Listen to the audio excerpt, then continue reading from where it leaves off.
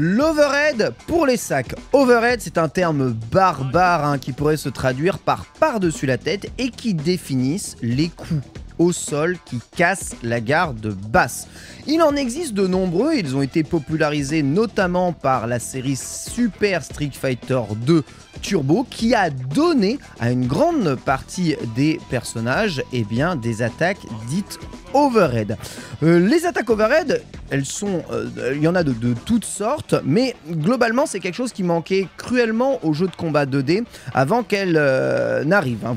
Si vous avez déjà regardé un peu le tuto sur les shops, vous savez que fondamentalement, dans les jeux de combat, c'est très difficile d'ouvrir la garde des gens. Voilà, si vous n'avez pas d'attaque overhead et que le mec a une garde un peu parfaite, sans l'utilisation de la shop, le mec va pouvoir littéralement tout garder et c'est vraiment très relou. Et même si vous essayez d'attaquer par derrière, devant, vous faites toutes les attaques possibles imaginables, la garde, elle est juste sama. Pour justement pallier à ces petits problèmes de garde, on a inventé les attaques overhead, à savoir les attaques casse-garde basse. Lorsque votre adversaire est baissé au sol, il est normalement capable d'arrêter tous les types d'attaques de l'univers.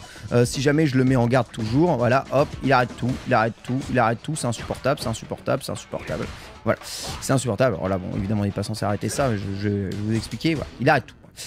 Le truc, c'est que la seule chose qui peut pas attaquer, qui peut pas arrêter, c'est les attaques sautées. Donc les attaques sautées, c'était les attaques casse-garde basse par excellence. Donc c'était celle qui était utilisée la plupart du temps dans les jeux de combat. Le truc, c'est qu'une attaque sautée, c'est quand même assez long. Voilà, donc avant que ça arrive, tu vois, il est obligé de relever. Vous voyez, Ken se relève pour pouvoir bloquer. Et tu vois marqué ici Jump in Overhead. Car oui, les attaques sautées sont naturellement des attaques overhead. Évidemment, puisque je vous le répète, overhead égale casse-garde basse. Ok, d'ailleurs, mixé avec ce qu'on dit souvent, si jamais je mets l'adversaire debout, l'attaque low, voilà, low ou overhead, à pas confondre avec low et high. Dans les jeux de combat 3D, on utilise ce genre de terme dans les jeux de combat 2D. Les attaques overhead, ce sont les attaques qui vont être capables de casser la garde basse d'un adversaire au sol. Voilà, donc lorsque vous mettez un adversaire au sol en position baissée, certains coups vont pouvoir quand même le toucher. C'est le cas de l'avant-moyen point de Ryu. Vous voyez, cette attaque-là, pac, pac, est une attaque qui, tac, va taper overhead. Je sais pas si vous voyez le premier hit. Il y a marqué overhead sur cette attaque. Voilà, overhead ou jump in.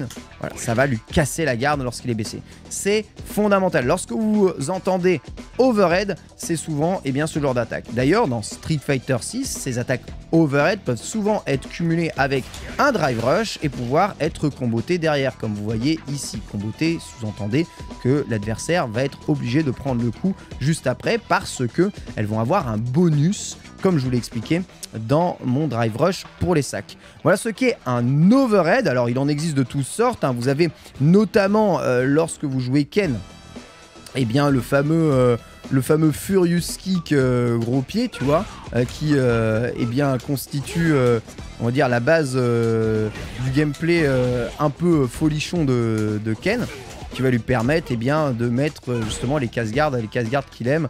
Alors je sais même plus comment on court avec Ken parce que c'est la preuve que j'ai pas l'habitude de jouer. C'est 2 boutons, c'est ça. Tu fais 2 boutons, voilà, 2 boutons le pointeau et voilà ce fameux coup là, tu vois.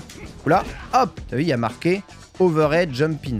Tu fais 2 boutons coup de pied, ça c'est casse-garde basse, c'est donc un overhead. Voilà, généralement dès qu'on vous parle de overhead, c'est qu'on a cassé la garde basse de l'adversaire.